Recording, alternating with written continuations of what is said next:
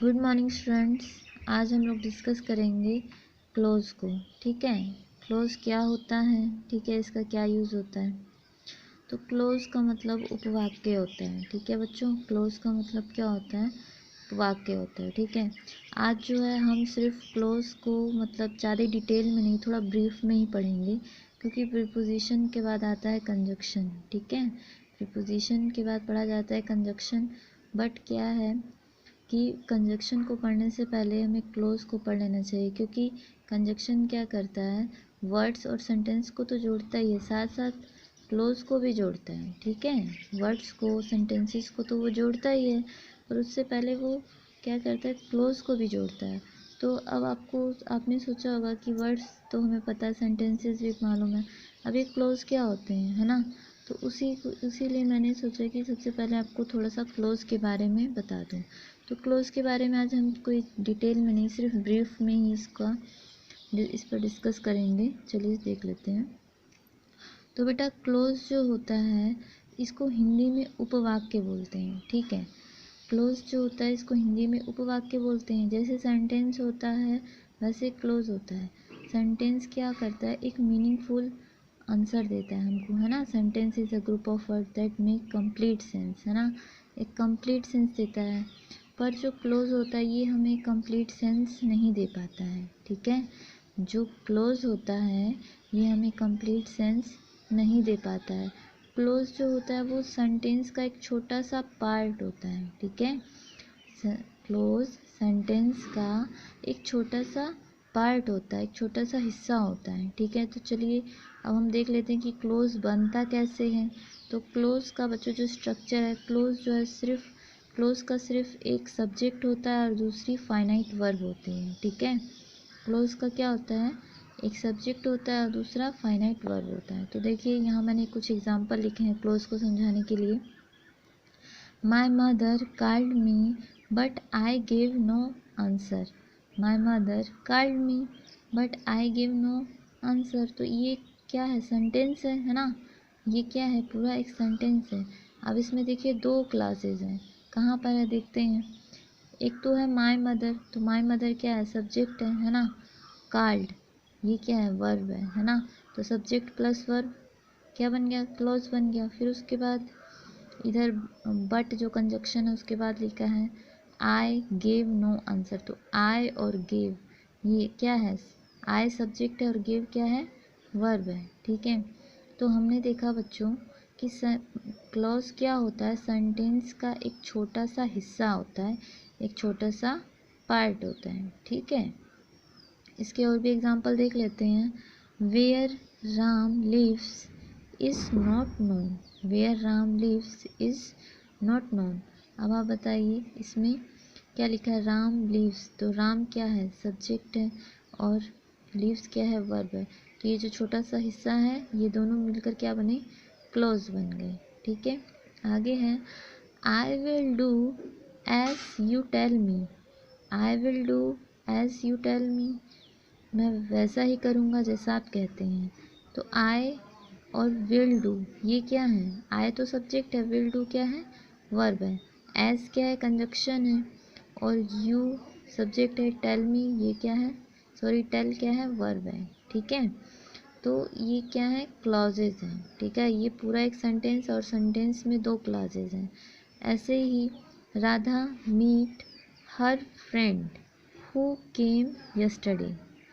Radha meet her friend who came yesterday. तो Radha meet ये क्या है, राधा सब्जेक्ट है, मीट वर्ब है, तो ये एक क्लॉज हो गया। और फिर यहाँ पर हु कम, तो ये क्या है, कम क्या है, वर्ब है। फिर आगे है God made the country and man made the town. तो God made, God subject, made verb है, मैन सब्जेक्ट है, मेड क्या है, वर्ब है। तो मैं आपको ये बताना चाहती हूँ कि क्लोज क्या होता है। आई होप आप लोग को समझ में भी आ गया होगा कि क्लोज जो होता है वो सब्जेक्ट प्लस फाइनाइट वर्ब का कॉम्बिनेशन होता है, जो कोई कंप्लीट सेंस नहीं दे पाता है। ठीक है, और ये क्या होता है, एक सेंटेंस का छोटा सा पार्ट होता है। ठीक है, अब आप सोच रहे होंगे मैं ये क्लोज क्यों पढ़ा रही हूँ। तो बच्चों चलो आज अब हम इसको आगे देखते हैं, अभी आपको ये पता चल जाएगा। आगे हम पढ़ेंगे कि क्लोज के कितने प्रकार होते हैं, ठीक है। तो क्लोज के बच्चों 3 प्रकार होते हैं, ठीक है। कौन कौन से काइंड से देख लेते हैं।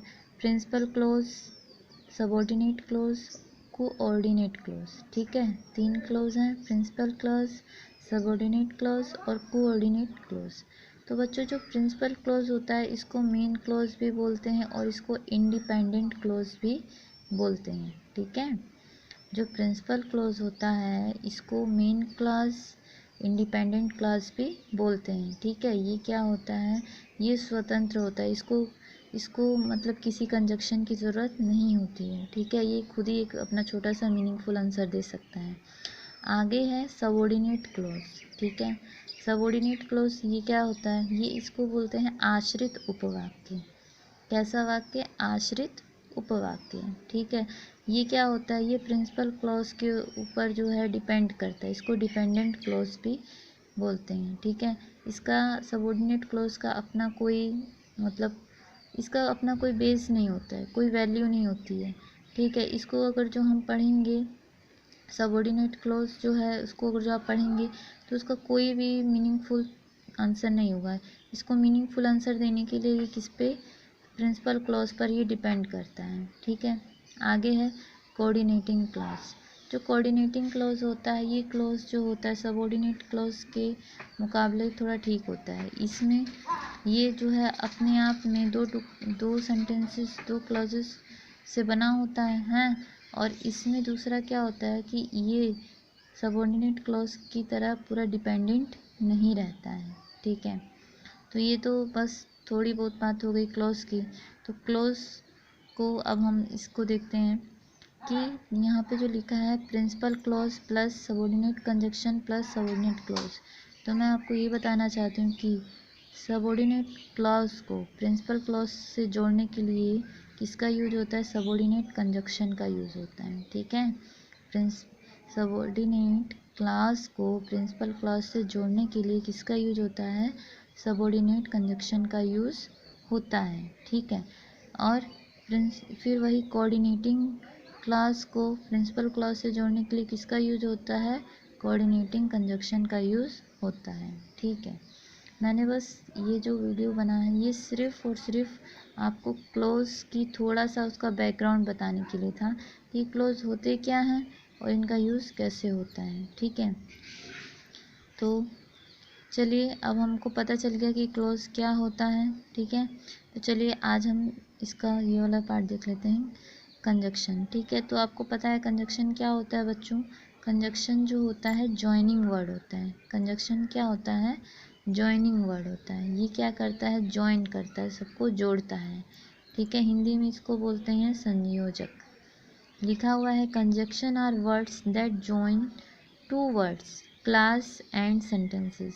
समझ में आया, conjunction are words that join two words, clause and sentences. Conjunction वे शब्द होते हैं जो दो शब्दों, दो क्लॉजेस और दो सेंटेंसेस को जोड़ते हैं, ठीक है। तो फिर अब इसके एग्जांपल देख ले रहे हैं, but, as, because, and, till, until, yet, even, to, though, although. ये सभी क्या है, कंजक्शन के एग्जांपल हैं। चलिए देख लेते हैं कंजक्शन जो है होते कितने प्रकार के हैं। तो बच्चों कंजक्शन 2 प्रकार के होते हैं, एक होता है कोऑर्डिनेटिंग कंजक्शन और दूसरा होता है सबऑर्डिनेटिंग कंजक्शन, ठीक है। एक होता है कोऑर्डिनेटिंग कंजक्शन और दूसरा होता है सबऑर्डिनेटिंग कंजक्शन। कोऑर्डिनेटिंग कंजक्शन क्या करता है, कोऑर्डिनेट क्लास को जोड़ता है प्रिंसिपल क्लास से, और सबऑर्डिनेटिंग कंजक्शन क्या होता है, सबऑर्डिनेटिंग क्लास को जोड़ता है प्रिंसिपल क्लास से, ठीक है। तो इसीलिए जो है मैंने आज आपको क्लास पढ़ाया है, ठीक है। तो नेक्स्ट वीडियो में हम इसका और भी इनके यूजेस को सीखेंगे, ठीक है। आज के वीडियो में बस इतना ही। Thank you, have a nice day.